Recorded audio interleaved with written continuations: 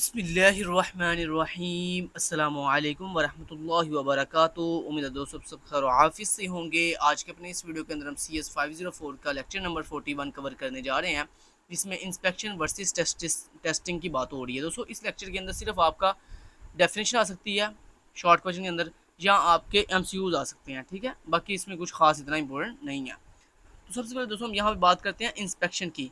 Inspection दोस्तों ये होती है कि किसी चीज़ को टेस्ट करना कि आया कि वो चीज़ आपकी स्पेसिफिकेशन के ऊपर पूरा उतर रही है, यानी जो आपने स्टैंडर्ड मुंतखब किए हुए हैं कि आपकी चीज़ों के अंदर ये क्वालिटी होनी चाहिए, ये स्टैंडर्ड होनी चाहिए उसके, क्या वो स्टैंडर्ड वो क्वालिटीज़ को मीट कर रही है आपकी चीज़। तो जब आप ये चीज़ें चेक करते हो ना ओनली, तो इसको हम कहते हैं इंस्पेक्शन करना। जबकि टेस्टिंग में हम क्या करते हैं, टेस्टिंग में हम अपनी चीज़ की रिक्वायरमेंट चेक करते हैं कि आया कि हमारी सारी की सारी रिक्वायरमेंट कंप्लीट हो रही हैं कि नहीं हो रही। तो इन दोनों में आपने डिफरेंस याद रखना है। इंस्पेक्शन में सिर्फ आप चीज़ों के स्टैंडर्ड चेक कर रहे होते हो, मतलब ये नहीं आपको कंसर्न होता कि आपकी आउटपुट ठीक आ रही है कि नहीं आ रही, आपकी जो है ना वो जो आप चाह रहे थे वो चीज़ बन रही है कि नहीं बन रही, ये चीज़ आप इसमें नहीं देखते। ये चीज़ आप टेस्टिंग में देखते हो। ठीक है, कि जो चीज़ आप चाह रहे थे वो बनी या कि नहीं बनी, ये चीज़ आप टेस्टिंग में चेक करते हो। इंस्पेक्शन में सिर्फ आप स्टैंडर्ड चेक कर रहे होते हो, एरर चेक कर रहे होते हो, बग चेक कर रहे होते हो कि आपकी चीज़ के अंदर बग तो नहीं, आपके कोड के अंदर एरर्स तो नहीं, डिफेक्ट्स तो नहीं उसके अंदर। अगर तो उसमें कोई डिफेक्ट्स हैं, उसमें एरर्स हैं, वो आपकी स्पेसिफिकेशन के ऊपर पूरा नहीं उतर रही, वो आपके स्टैंडर्ड्स को मीट नहीं कर रही, तो सिर्फ इन चीज़ों को हम जो है वो रिजॉल्व करते हैं किसके अंदर, इंस्पेक्शन के अंदर। जबकि टेस्टिंग के अंदर फिर हम जो है ओवरऑल अपनी तमाम की तमाम जो एक्चुअल हमारी रिक्वायरमेंट्स होती हैं उनको हम देखते हैं। तो अब हम यहाँ पर मेन कंसेप्ट समझ लिया। अब जनाब हम इसकी डेफिनेशन समझ लेते हैं। तो यहाँ पर देखें कहता है both should be use during the verification and validation process. अब आपने याद रखना है कि जो इंस्पेक्शन और टेस्टिंग है, ये दोनों के दोनों यूज होते हैं किसके तौर पर, आपके सॉफ्टवेयर की वेरिफिकेशन और उसकी वैलिडेशन प्रोसेस के लिए। तो ये इंपॉर्टेंट, ये जो मैंने चीज़ें हाईलाइट की हुई है ना, ये आपकी सारी MCQs के हवाले से इंपॉर्टेंट है। यहाँ पे डेफिनेशन सिर्फ यही आ सकती है कि इंस्पेक्शन की डेफिनेशन और टेस्टिंग की। तो टेस्टिंग की डेफिनेशन देख मैंने आपकी आसानी के लिए लिखी हुई है। उससे पहले मैं आपको इंस्पेक्शन के बारे में डेफिनेशन सुना देता हूँ। तो इंस्पेक्शन जो है उसकी डेफिनेशन यहाँ से शुरू हो रही है। Inspection can check conformance with a specification. देखें वही बात आई कि ये बस कंफर्म कर रही होती है आपकी स्पेसिफिकेशन को, but not confirms with the customer real requirements. लेकिन ये आपकी रिक्वायरमेंट्स को चेक नहीं करती। ठीक है, आपकी रिक्वायरमेंट को, ओवरऑल रिक्वायरमेंट को कौन चेक करती है, टेस्टिंग चेक करती है, टेस्टिंग देख रही होती है। जबकि इंस्पेक्शन सिर्फ और सिर्फ आपकी स्पेसिफिकेशन चेक कर रही होती है। तो ये डेफिनेशन इसकी यहाँ से लेकर आप यहाँ तक लिख सकते हो। आगे MCQs के हवाले से कुछ इंपॉर्टेंट बातें लिखी हुई हैं। Inspection can not check non functional characteristics. बड़ी इंपॉर्टेंट बात है यहाँ पर कि जो आपकी इंस्पेक्शन होती है ना, ये कभी भी आपकी नॉन फंक्शनल रिक्वायरमेंट्स कैरेक्टरिस्टिक्स यानी रिक्वायरमेंट को चेक नहीं करती। सच एज जैसा कि परफॉर्मेंस, यूजिबिलिटी, ETC वगैरह वगैरह। यानी जो आपकी सॉफ्टवेयर की परफॉर्मेंस होती है या उसकी यूजिबिलिटी होती है, ये नॉन फंक्शनल रिक्वायरमेंट कराती हैं, और इन नॉन फंक्शनल रिक्वायरमेंट को आपकी इंस्पेक्शन जो है वो चेक नहीं करती। इंपॉर्टेंट MCQs है। Inspection does not require execution of program and they, ठीक है, कहता है जो आपकी इंस्पेक्शन होती है ना, ये आपके प्रोग्राम को एग्जीक्यूट नहीं करती। इसके लिए मतलब ये ज़रूरी नहीं होता कि आप प्रोग्राम एग्जीक्यूट करो। ठीक है, आप प्रोग्राम एग्जीक्यूट करो। And they may be use before implementation. और कहता है जो इंस्पेक्शन होती है ना, ये लाजमी नहीं कि आप जो कोडिंग करते हो, जो इम्प्लीमेंटेशन करते हो उसको चेक करें, बल्कि ये आपकी कोडिंग से पहले जो आप डिफरेंट फेज प्रोवाइड करते हो ना, लाइक आपने रिक्वायरमेंट गैदरिंग की या आपने डिज़ाइनिंग फेज़ किया, तो कहता है उन फेजेस के अंदर जो है इंस्पेक्शन हम यूज़ करते हैं। ठीक है, जबकि जब आप इंप्लीमेंटेशन इन कोडिंग करते हो ना, तो वहाँ पे हम टेस्टिंग का इस्तेमाल करते हैं, वहाँ पे इंस्पेक्शन का इस्तेमाल नहीं करते। तो ये भी चीज़ हमें समझ आ गई कि जो इंस्पेक्शन है ना, ये आप जो है वो इम्प्लीमेंटेशन से पहले भी कर सकते हो। मतलब मोस्टली ये इम्प्लीमेंटेशन से पहले होती है, मतलब कोडिंग करने से पहले होती है, मतलब डिज़ाइनिंग फेज़ में या आपकी रिक्वायरमेंट फेज़ के अंदर। जबकि टेस्टिंग जो है ये आपकी इम्प्लीमेंटेशन फेज़ में की जाती है। ठीक है, आगे मैनी डिफरेंट डिफेक्ट्स में be discovered in a single inspection. कहता है जो आपकी एक सिंगल इंस्पेक्शन होती है ना, उसके थ्रू आप बहुत से डिफेक्ट्स जो हैं वो, डिफरेंट डिफेक्ट्स जो हैं वो क्या कर सकते हो, डिस्कवर कर सकते हो, फाइंड कर सकते हो। तो ये सारी बातें आपकी MCQs के हवाले से इंपॉर्टेंट थी। इसमें शॉर्ट क्वेश्चन सिर्फ यही है इंस्पेक्शन की डेफिनेशन, ये जो इंस्पेक्शन की मैंने डेफिनेशन करवाई है। उसके बाद दूसरा जो शॉर्ट क्वेश्चन इंपॉर्टेंट है यहाँ पर वो ये है कि सॉफ्टवेयर टेस्टिंग क्या होती है। Software testing is a process, कहते हैं एक प्रोसेस होता है वो verifying and validating whether the software product और application is working as expected और नॉट। यानी कहता है सॉफ्टवेयर टेस्टिंग में बेसिकली हम ये चेक कर रहे होते हैं कि हमने जो चीज़ इंप्लीमेंट की है, जो बनाई है, जो कोडिंग की है, जो चीज़ हमने रेडी की है सॉफ्टवेयर के अंदर, वो तमाम की तमाम चीज़ें क्या हमारी एक्चुअल जो हम एक्सपेक्ट कर रहे थे चीज़ों को, जो हम रिक्वायरमेंट जो हमारी रिक्वायरमेंट है, जो हम एक्सपेक्ट कर रहे थे हमारी ये चीज़ रिजल्ट के तौर पर आएगी, क्या वो चीज़ आ रही है कि नहीं आ रही, ये आप टेस्टिंग के अंदर करते हो। तो ये टेस्टिंग की डेफिनेशन होगी, ये इंस्पेक्शन की डेफिनेशन होगी। तो ये दो डेफिनेशन आपकी शॉर्ट के हवाले से इंपॉर्टेंट है। बाकी जितनी भी चीज़ें मैंने बताई हैं वो सारी एमसीक्यूज़ के हवाले से इंपॉर्टेंट है। आगे आगे ये भी पैराग्राफ आपके एमसी बाकी आगे जितना भी सारा आपके एमसीक्यूज़ के हवाले से इंपॉर्टेंट है।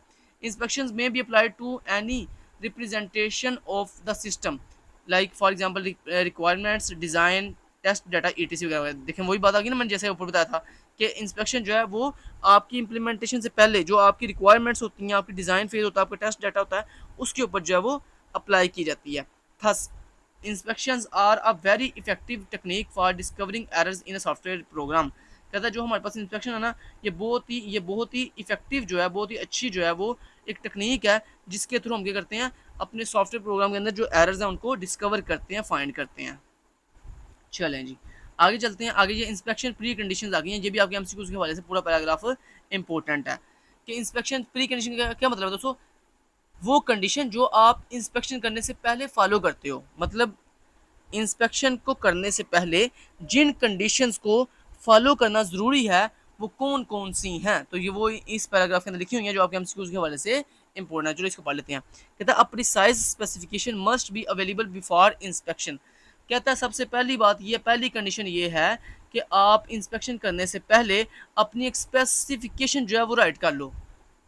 स्पेसिफिकेशन मीन कि एक नोट वो तमाम पॉइंट्स नोट डाउन कर लो जो आपने इंस्पेक्शन के अंदर जो है वो चेक करने हैं। आगे team members must be familiar with the organisation standards. कहता है इसके अलावा आपकी वो टीम मेंबर्स जो आपके इंस्पेक्शन जो आपके सॉफ्टवेयर के अंदर इंस्पेक्शन करेंगे, कहता है वो बहुत अच्छे से फेमिलियर हों आपकी ऑर्गेनाइजेशन के तमाम स्टैंडर्ड से। In addition to it synthetically correct code must be available at the inspectors. कहता है जो आपका इंस्पेक्शन टीम के अंदर एक इंस्पेक्टर होता है ना, मेन इंस्पेक्टर होता है, कहता है उसको आपके कोड के अच्छे से सिंटेक्स के बारे में भी अच्छे से आइडिया होना चाहिए। Inspector should prepare a check list that can help them during the inspection process. कहता है इसके अलावा जो आपका इंस्पेक्टर है ना, वो आपकी इंस्पेक्शन करने से पहले ही एक पूरी एक चेक लिस्ट बना ले। चेक लिस्ट किसे कहते हैं, चेक लिस्ट मीन वो पॉइंट आगे हम पढ़ेंगे भी चेक लिस्ट क्या होती है। तो कहता है इंस्पेक्टर जो है वो इंस्पेक्शन करने से पहले ही एक पूरी चेक लिस्ट तैयार कर ले, जिस चेक लिस्ट की हेल्प से वो ईजीली आपके जो इंस्पेक्शन का प्रोसेस है उसको कंप्लीट कर सकता है। अब आगे बात करते हैं दोस्तों इंस्पेक्शन चेकलिस्ट की। तो ये इंपॉर्टेंट डेफिनेशन लिखी हुई है, ये आपकी शॉर्टकट में सर पूछ सकते हैं व्हाट इज इंस्पेक्शन चेकलिस्ट, तो ये आपने 2 नंबर में 3 नंबर बता देनी है। तो ये इसकी डेफिनेशन है कि checklist of common errors in a program should be developed and use to drive the inspection process. कहता है वो कॉमन एरर्स जो आपकी इंस्पेक्शन प्रोसेस के अंदर हेल्प करते हैं आपकी इंस्पेक्शन करने के लिए, कहता है वो तमाम कॉमन एरर्स जो हैं वो हमारी चेकलिस्ट कहलाते हैं। मतलब जब वो तमाम कॉमन एरर्स जो हम इंस्पेक्शन करते हुए चेक करेंगे, जब उसको हम एक लिस्ट में लिख देते हैं तो हम कहते हैं ये हमारी एक इंस्पेक्शन चेक लिस्ट बन गई है। समझ आ गई बात की। चलें जी मान लिया हमने जैसे यहाँ पर देखें, आपको एग्जाम्पल के तौर पर नीचे बता भी दें। अब ये आपने सिर्फ दोस्तों ये पूरा जो टेबल है ना, ये सिर्फ आपने रीड करना, क्योंकि ये सारा ना एक एग्जाम्पल दे रहे हैं आपको कि आपको ये बताने के लिए कि इंस्पेक्शन चेकलिस्ट होती कैसे की है। देखें जैसे देखें आपने एक चेकलिस्ट बनाई जिसमें हमने कहा मैंने चेकलिस्ट पहले हमने कहा मेरा पॉइंट ये है कि मैंने जब भी इंस्पेक्शन करनी है तो मुझे सबसे पहले ये चेक करना है एक्सेप्शन मैनेजमेंट फॉल्ट, कि क्या हमारे सॉफ्टवेयर के अंदर एक्सेप्शन मैनेजमेंट फॉल्ट तो नहीं है। उसके बाद आपने कहा मैंने क्लास फॉल्ट चेक करने हैं, फिर आपने कहा मैंने जो है वो डाटा फॉल्ट चेक करने हैं, मैंने कंट्रोल फॉल्ट चेक करने हैं, फिर मैंने इनपुट आउटपुट फॉल्ट चेक करने हैं, ठीक है, फिर उसके बाद मैंने इंटरफेस फॉल्ट चेक करने हैं, फिर मैंने स्टोरेज मैनेजमेंट फॉल्ट चेक करने हैं। तो दोस्तों ये वो बेसिकली चेक लिस्ट है, वो पॉइंट्स हैं जो बेसिकली आपने अपनी इंस्पेक्शन के दौरान जो है क्या करने हैं, चेक करने हैं। तो ये बेसिकली वो हमने ये तमाम पॉइंट्स एक लिस्ट में लिख दी हैं जिसको हम इंस्पेक्शन चेक लिस्ट कहेंगे, ठीक है। तो ये वो तमाम दोस्तों पॉइंट्स हैं जो हमने अपनी इंस्पेक्शन प्रोसेस के दौरान जो है वो चेक करने हैं। तो इन पॉइंट्स को सिर्फ आपने ओनली रीड करना, मतलब अपने माइंड में बिठा लेना, क्योंकि सर आपको पूछ सकते हैं शॉर्ट के अंदर के कोई से 2 या 3 उन चेक लिस्ट के पॉइंट्स के नाम बताओ जो आप जो है इंस्पेक्शन के दौरान जो है वो चेक करती हो। समझ आ गई बात, तो इसको जस्ट एक दफ़ा रीड कर लीजिएगा। आगे नेक्स्ट दोस्तों रहता है जी स्टैटिक एनालाइजर क्या होता है। तो ये इसकी डेफिनेशन है, स्टैटिक एनालाइजर क्या होता है।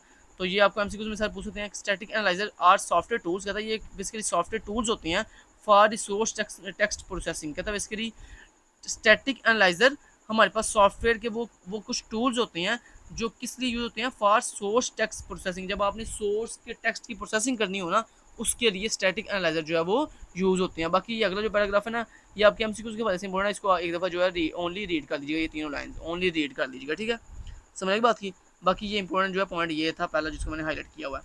उसके बाद दोस्तों check list for static analysis, ये भी आपने जस्ट ओनली एक दफ़ा रीड कर लेना। इसमें भी वो पॉइंट्स लिखे हुए हैं जो आप अपनी स्टैटिक एनालिसिस के अंदर जो है वो पॉइंट जो आप चेक करते हो, वो पॉइंट्स यहाँ लिखे हुए हैं। कहते हैं हम डाटा फॉल्ट चेक करते हैं, कंट्रोल फॉल्ट चेक करते हैं, इनपुट आउटपुट फॉल्ट चेक करते हैं और स्टोरेज मैनेजमेंट फॉल्ट चेक करते हैं। तो ये वो पॉइंट्स हैं जो हम स्टैटिक एनालिसिस के दौरान जो है वो चेक करते हैं। तो इन पॉइंट्स को भी एक दफ़ा आपने ओनली रीड कर लेना, ताकि आपको ये कवर हो जाए कि अगर पेपर में सर अगर आपको कोई पॉइंट्स पूछ लेते हैं शॉर्ट के अंदर के मुझे स्टैटिक एनालिसिस के वो पॉइंट्स बताओ जो हम चेक करते हैं, तो वो आपने यहाँ जस्ट इन पॉइंट्स के नाम बता देने हैं। तो यहाँ तक दोस्तों आपको जो लेक्चर है वो कंप्लीट होता है।